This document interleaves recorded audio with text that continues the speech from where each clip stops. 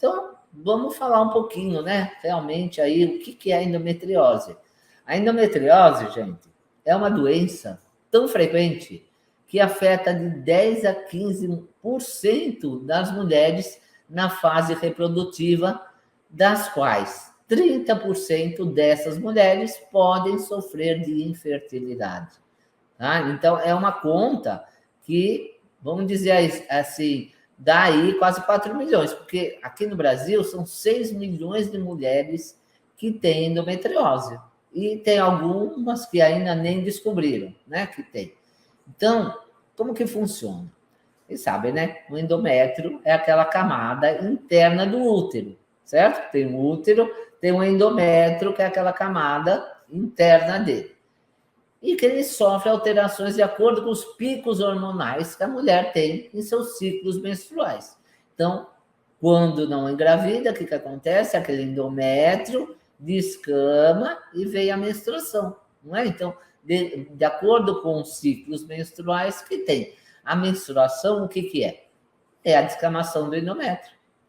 No começo do ciclo, nós temos assim a fase proliferativa, onde o estrogênio, né, aumenta. Então, você vai dosar os hormônios da mulher antes da menstruação, o estrogênio está lá em cima. No meio do ciclo, é a testosterona que aumenta, justamente quando ovula, para dar mais libido, por isso que a testosterona, fisiologicamente, ela aumenta, para a mulher ficar com mais libido, e a natureza, né, ela direciona a mulher à fecundação, né, à reprodução. Por isso que a testosterona aumenta fisiologicamente, de acordo com a natureza, né, da mulher. E depois a mulher ovula, depois de ovular, já se preparando para receber o óvulo fecundado. Por isso que a progesterona sobe, né, e aí para formar o corpo lúteo e preparar a placenta, né, para receber o feto. Mas quando não ovula, o que acontece? Quando o útero percebe que o óvulo não foi fecundado, e a progesterona começa a cair. Aí acontece a descamação da camada interna do útero, que é o endométrio. E sabe uma coisa interessante, né? Que falam assim, que quando descama o endométrio, vem a menstruação, nada mais é que o que falam é que o útero está chorando porque não conseguiu engravidar. Pode ser mito, pode ser verdade, mas a correlação, essa metáfora é bem apropriada, né? O choro é de sangue, né? Porque descama, quando descama e sangra, é porque não houve a fecundação. Então, muitas mulheres ficam chorando toda vez que vem a menstruação, porque querem engravidar e por causa dessa endometriose não conseguem.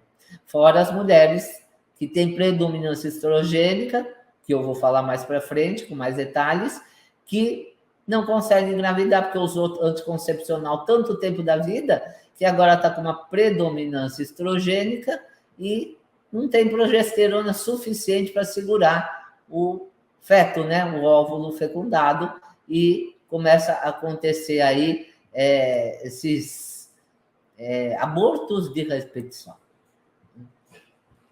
Então, a endometriose, o que é? É a presença de células endometriais que tem lá no útero, né? Fora da cavidade uterina. Essas células endoteliais, elas foram para onde? Em outros lugares que não o útero, tá? Agora, tem outra, né? Outra patologia parecida, que é a adenomiose. A adenomiose é um pouco diferente da endometriose. A endometriose é quando as células do endotélio foram parar por alguma circunstância e foram se proliferar em outro órgão. A adenomiose, como eu sempre falo, quando você não sabe uma palavra, você corta a palavra e pega o radical lá, o prefixo, o sufixo, e você vai descobrir o que é essa palavra. Adeno, quando a palavra tem adeno, você relaciona com glândula. Então, adeno é glândula. Mio é músculo, né? Não está com mialgia, por exemplo? Inflamação no músculo. Adenomiose, o que é? glândula e músculo. Então, é a infiltração dessas células endometriais dentro do miométrio, né? Dentro do miométrio, que é o quê? A camada do músculo dentro do útero, tá? Então, quando é adenomiose, é lá no músculo, né? Lá no músculo e do útero, né? Em outro lugar que não seja o lugar exato onde ele deveria estar. Tem a ver com glândula e com músculo, lá dentro do miométrio, que é a camada lá dentro do útero. E a endometriose pode ser em qualquer lugar, pode ser na bexiga, no reto, até já ouvi falar de médico falando que já encontrou no ouvido, tá? Foi parar lá no ouvido. E quais são as causas? Vamos lá. Então, para a gente cuidar de uma endometriose, a gente tem que ver as causas. Por que ela apareceu, de onde que veio, para onde foi. A primeira causa é uma coisa que chama refluxo. Não é aquele refluxo que você tem azia, que você toma omeprazol, que eu falo para você tomar cloridrato de betaína. É o refluxo menstrual. Então, como que acontece esse refluxo menstrual? A mulher, né, quando a mulher vai descamar o endométrio, o óvulo não foi fecundado por algum motivo, ou porque ela evitou, ou sei lá por quê. Então, né, progesterona cai, descama o endométrio, vem a menstruação. Mas quando vai descamar esse endométrio, o útero começa a se contrair para quê?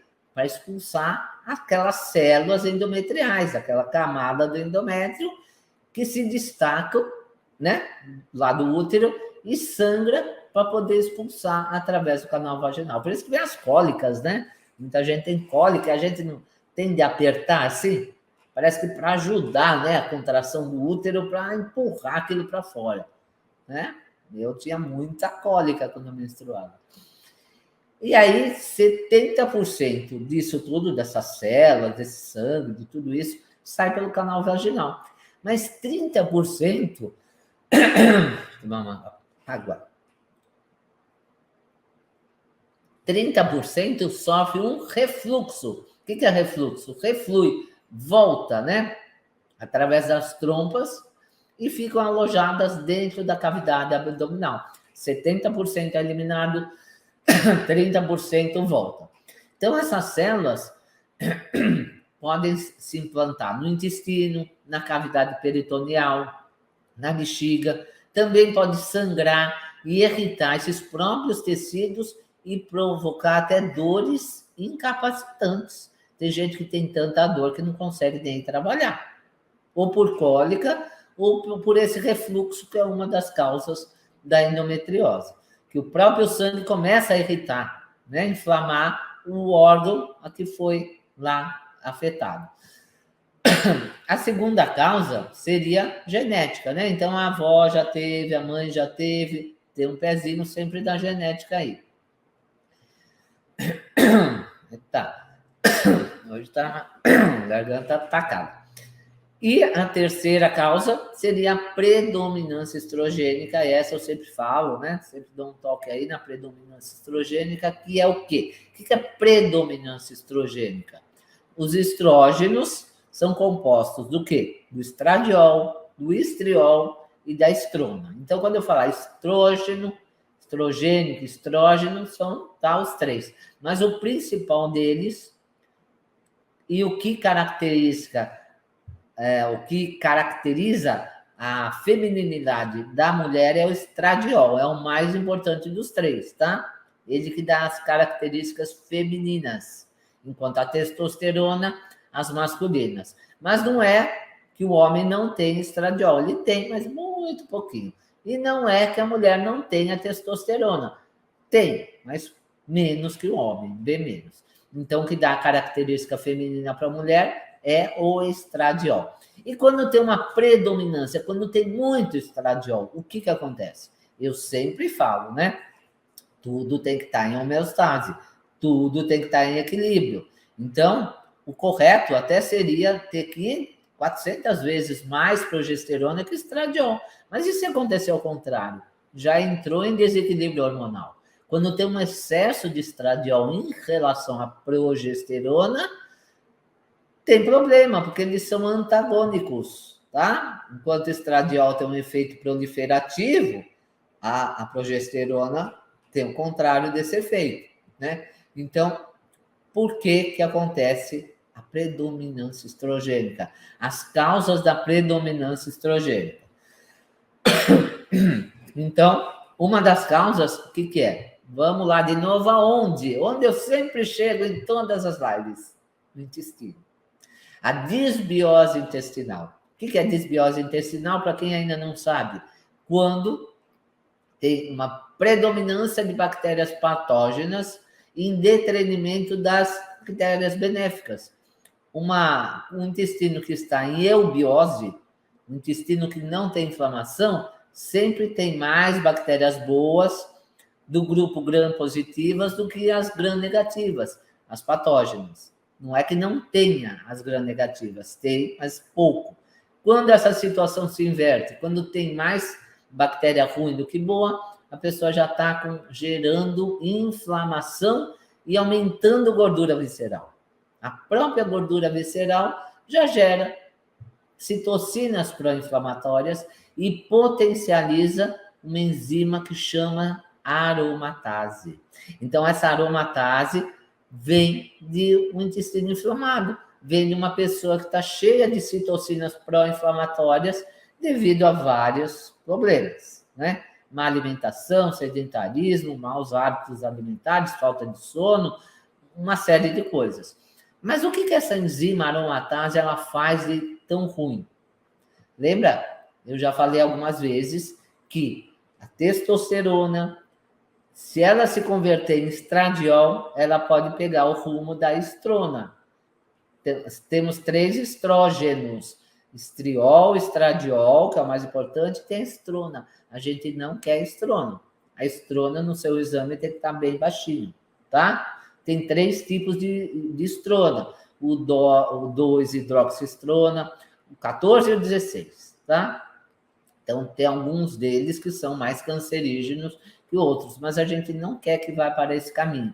E essa aromatase, ela converte grande parte da testosterona em estradiol e pode pegar o caminho da estrona. Então, o estradiol, ele tem uma função proliferativa. Não é que ele seja ruim, tá? Ele é bom. Ele que regula todas as glândulas sudoríparas, salivares, tá? Lubrificação vaginal, glândulas lacrimais, cartilagens. Então, ele é benéfico para a nossa saúde. Toda a parte de pele, os fogachos, por exemplo, ele também diminui fogachos, mas se ele tiver em excesso, ele se torna o quê? Proliferativo, tá? E nem sempre o que é proliferativo, que aumenta, é bom. Por exemplo, um câncer, um tumor, pode aumentar, se proliferar. Então, ele é proliferativo, enquanto a progesterona tem um efeito contrário. Então, esse estradiol pode se converter em estrona, aumentando as chances de câncer de mama, câncer de ovário e câncer de endométrio. Então, a endometriose já entrando ainda. Muito estradiol aumenta a TPM. Então, mulheres que estão com a TPM lá, que não pode nem ver o marido de canto de olho que já ataca pau de macarrão na cabeça dele, se irrita só dele levantar de manhã, deve estar com muito estradiol, porque a TPM está exacerbada. Então, o que tem que fazer? Tem que fazer uma modulação hormonal para baixar esse estradiol e aumentar o quê? A progesterona. A progesterona sempre tem que estar acima do estradiol. E como ele é proliferativo, pode realmente levar à endometriose. Então, essa é a terceira causa da endometriose. Tá? Pode ser a genética, pode ser a predominância estrogênica e pode ser esse refluxo menstrual, que eu falei, foi a primeira causa. E outra causa, tem outras causas também, a obesidade, por exemplo. A obesidade aumenta a aromatase. Eu não falei que a disbiose aumenta também a gordura visceral? Aumentando a gordura visceral, já cai na mesma, né? Aumenta a obesidade também, tá? Aumentando a obesidade, já gera aquele ciclo de inflamação, aumentando a aromatase. Por isso que quem faz modulação hormonal, eu, por exemplo, né? Eu não costumo passar o estradiol para quem é obeso. porque a tendência a aromatizar é bem maior, tá? Então tem que saber como prescrever hormônios. A quinta causa é mais para os cirurgiões aí, né? Esses cirurgiões que tiram, né? Operam endométrio, a endometriose, mas na hora de suturar, ele pode transfixar todas as camadas lá do endométrio e a camada externa também da musculatura. Porque o fio de sutura, transfixando tudo de uma vez, porque às vezes tem preguiça de suturar camada por camada, ou para economizar fio de sutura, o que acontece? Pode trazer, essa agulha com esse fio de sutura, pode trazer células do endométrio para dentro do miométrio e pode desenvolver a adenomiose. Lembra? Que é aquelas células do endométrio que vão parar lá no músculo, no miométrio. Então, tem esse problema aí para, no caso aí de uma cirurgia, né? Voltando ao intestino, o maior fornecedor de citocinas inflamatórias é o intestino. É ele que separa o meio externo do meio interno, né? Ele que faz a separação do que é bom do que é ruim. Ele filtra o que é bom, descarta o que é ruim. Então, na luz do intestino, tem que haver o quê? Uma homeostase, né? Uma homeostase, tem que ter um muco protetor, tem que ter as bactérias comensais, as benéficas e um pouquinho das patógenas, porque tem algumas gram-negativas que têm sua função também, então tem que ter aquele equilíbrio, porque se tiver em desequilíbrio já cai numa hipermeabilidade intestinal, numa disbiose, né? Então são bactérias potencialmente patógenas e potencialmente boas, né? Não quer dizer que tem que ser tudo bom, são potencialmente. Elas se equilibram entre si, elas têm uma simbiose. Então, tem que ter esse equilíbrio, né? Quando não há esse equilíbrio, começa a haver um aumento dessas citocinas pró-inflamatórias que vão ganhar corrente sanguínea e vão se espalhar pelo corpo inteiro, né? E sabe o principal lugar que elas vão inflamar? Lembra que eu falei no começo da live? O que as adrenais têm a ver com a endometriose? Tudo, tudo. Sabe por quê? Primeiro lugar onde essas células, essas citocinas inflamatórias vão influenciar lá nos nossos hormônios, nas adrenais. E qual é o principal hormônio que as adrenais produzem? As adrenais são aquelas glândulas que ficam em cima, né, dos rins, por isso que chamava-se suprarrenais, né? Agora chama adrenais.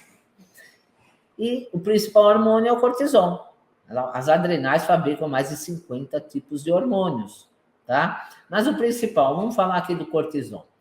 Então, as adrenais, quando vem muita inflamação, essas citocinas inflamatórias, então elas percebem, peraí, tá vindo muita inflamação, o que eu tenho que fazer? Eu tenho que secretar mais cortisol, porque o cortisol é um hormônio anti-inflamatório, antioxidante e que aumenta a nossa imunidade. Só que o cortisol, ele tem que estar o quê? Como tudo no nosso corpo, em equilíbrio. Ele não pode nem estar infra e nem estar supra, né? Não pode nem ter de mais e nem ter de menos. Então, quando vem inflamação, as adrenais entendem que estamos passando por um processo metabólico de acreção. E elas vão estimular o quê? Deu uma caidinha aqui, o Instagram já voltou, né? Então, elas vão estimular o quê? A produzir mais cortisol, né? Para tentar combater aquela inflamação. E ele sendo um hormônio anti-inflamatório, ele tem que ser liberado para dar conta desse processo inflamatório agudo, né? Porém, se esse processo inflamatório deixa de ser agudo e se torna crônico, o que vai acontecer? Qual é a diferença do processo inflamatório agudo para um processo crônico? O agudo é aquele lá, pá, né? Aconteceu alguma coisa, deu uma inflamação. Tá? Comeu uma carne estragada, deu lá uma diarreia, deu lá uma infecção bacteriana, cortou o pé, uma coisa aguda. Agora, todo dia você come porcaria. Todo dia comendo aquele pouquinho de porcaria ou um monte de porcaria. Isso se torna o quê? Crônico, que é todo dia, toda hora, todo dia. Não é só aquela coisa pontual, só naquele momento. Então, se esse processo inflamatório deixa de ser agudo e se torna crônico, o excesso de cortisol o que vai acontecer? Primeira coisa, já vai suprimir sua imunidade vai cair. Segunda coisa, aumenta a gordura visceral e obesidade, porque o cortisol é lipogênico. O cortisol em excesso, ele aumenta a gordura corporal, por isso que é um dos hormônios que não pode nem estar no primeiro quartil e nem no último, ele tem que estar entre o segundo e o terceiro. Não é porque ele é bom que ele tem que estar lá no último, né? No máximo. Não pode, porque ele é em excesso, ele aumenta a gordura. Essa gordura vai produzir o quê? Mais citocinas inflamatórias que vão alterar mais ainda os níveis de cortisol, porque a inflamação aumenta cortisol. Mais inflamação, mais gordura que vai aumentar, mais inflamação que vai aumentar, mais o cortisol que vai aumentar, mais a gordura, e isso se torna um ciclo vicioso, né? Então, o cortisol em níveis suprafisiológicos abaixa muito a imunidade. Então, quando a pessoa tem uma imunidade competente, uma imunidade ok, que está ótima, ela é capaz, né? O corpo é capaz de reconhecer essas células endometriais que estão no lugar errado. Então, opa, essa célula era para estar lá no útero, para descamação do útero, para, né, ocasionar a menstruação e serem eliminadas, mas ela está aqui na bexiga, ela está aqui no intestino, o que essas células estão fazendo aqui? O sistema imune vai identificar essas células, né? Vai reconhecer essas células endometriais e as células de defesa do sistema imune vão lá eliminar essas células ectópicas que estão em lugar errado, né? E não vai permitir que essas células endometriais se desenvolvam lá nesse lugar, evitando o quê? Uma endometriose, tá? Então, a mulher combate durante toda a vida esse refluxo de 30% que eu falei. Lembra? A primeira causa da endometriose, 70% é eliminada pela menstruação, essas células escamadas do endométrio, 30% reflui para as trompas, mas quando tem uma imunidade boa, acontece isso, elas são eliminadas pelo sistema imune, ocorre uma apoptose. Mas e quando o corpo da mulher está altamente inflamado?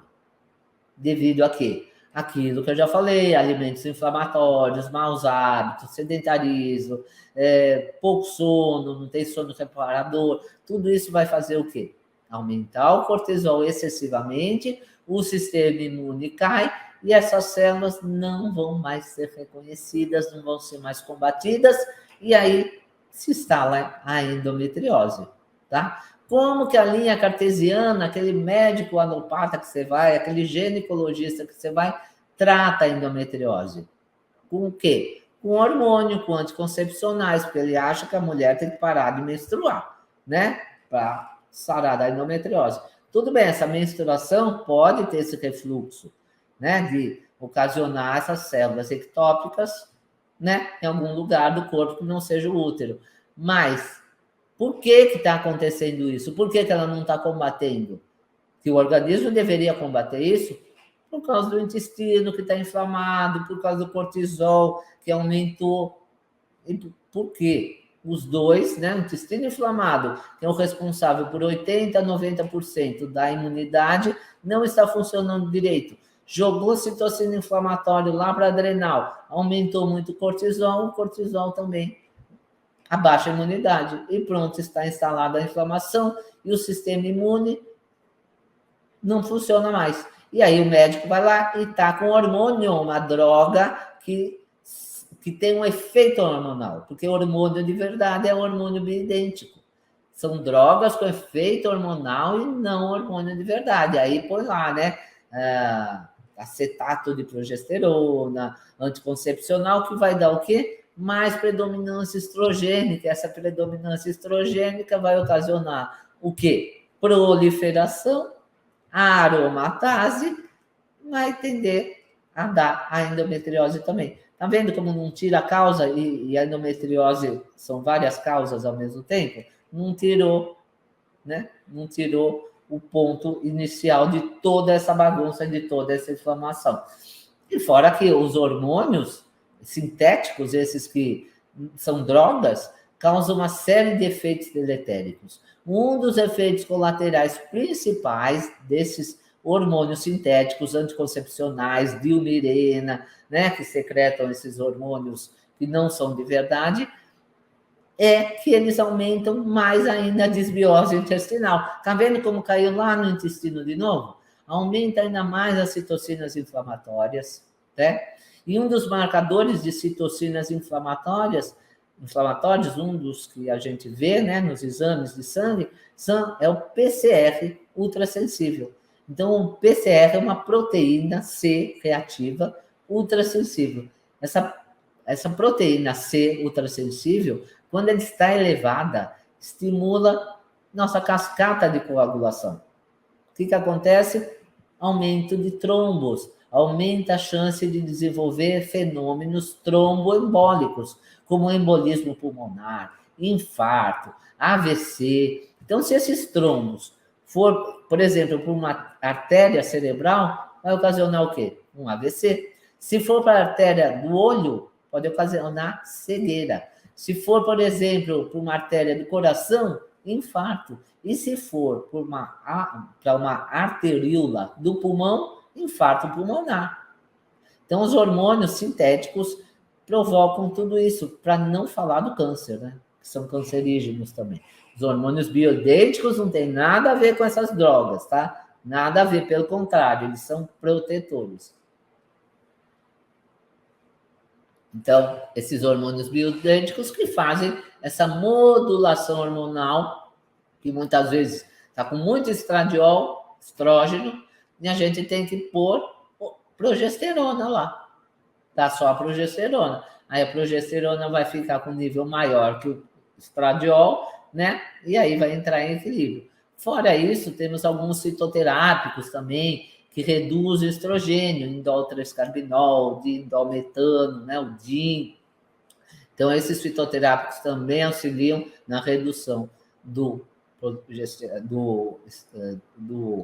estrógeno, porque nós temos o xenoestrógeno, né, que vem do bisfenol. Esses bisfenóis aí que aumentam essa predominância estrogênica. Fora a soja também, que é estrogênica. E até a cervejinha também é estrogênica.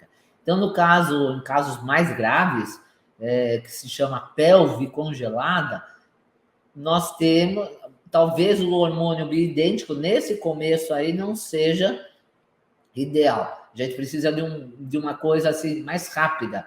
É muito usada a gestrinona, tá? Que não é uma progesterona bioidêntica, mas ela tem ótimos resultados aí para essa fase aguda da endometriose. Tá? Não é bioidêntica, mas pode ser usada, depois você retira, né? Usa 2, 3 meses, retira e entra com a progesterona bioidêntica. E também, fora tudo isso, uma outra causa aqui que tem da endometriose é uma teoria, que é a teoria do LPS. O que é LPS? São os lipopolissacarídeos. O que são esses lipopolissacarídeos? São fragmentos de bactérias gram-negativas na disbiose. Então, essas bactérias, quando se morrem, se deterioram, esses fragmentos aí são extremamente inflamatórios. Eles se acoplam em receptores Toll-like receptor 4, Toll-like receptor 4, né?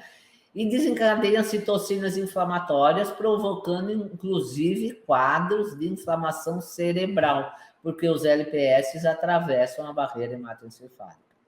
Então, isso se dá numa disbiose, por exemplo, que tem muita bactéria gram-negativa, né? E esse fragmento dela, os LPS aí, que ocasionam tudo isso. A barreira intestinal, gente, tem a mesma formação da barreira hematoencefálica, é a mesma formação. Tá? Então, se atravessa a barreira aqui do intestino, vai atravessar a barreira também do cérebro.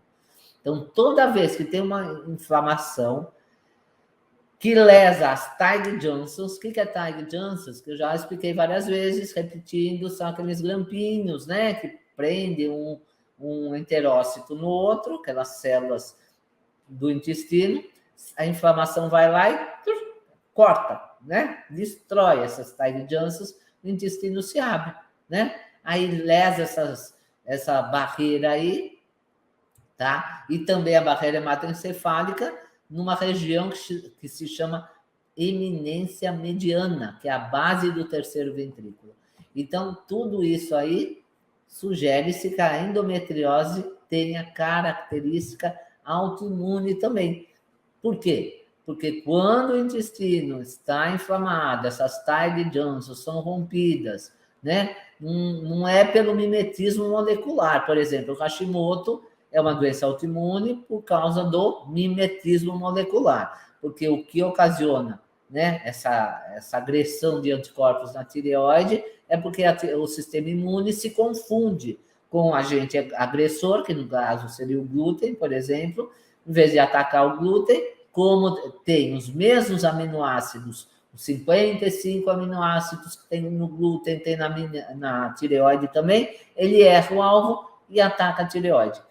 No caso da endometriose, não é pelo mimetismo molecular, mas está relacionada à queda de imunidade mesmo. Por isso que a endometriose já está sendo considerada uma doença autoimune, tá? Porque a imunidade, o sistema imune, não vai reconhecer essas células endometriais fora da cavidade uterina. Então, a exposição a esses xenoestrógenos, bisfenóis, que são substâncias tóxicas, que vão mimetizar o efeito estrogênico da mulher, tá? Ele parece um estrógeno, mas não é. É um estrógeno diferente, estrangeiro, mas aumenta o estradiol, né? Aumenta o estrogênio da predominância estrogênica. Então, gente, dos 6 milhões de brasileiras que têm endometriose, 80% sofre de infertilidade. 60% com dor, 20%, né? Sem dor, mas somando tudo, mais de 4 milhões, 4.800.000 mulheres estão inférteis porque a medicina alopata não sabe tratar. E não só de não saber tratar, né? Mas também de não saber prevenir.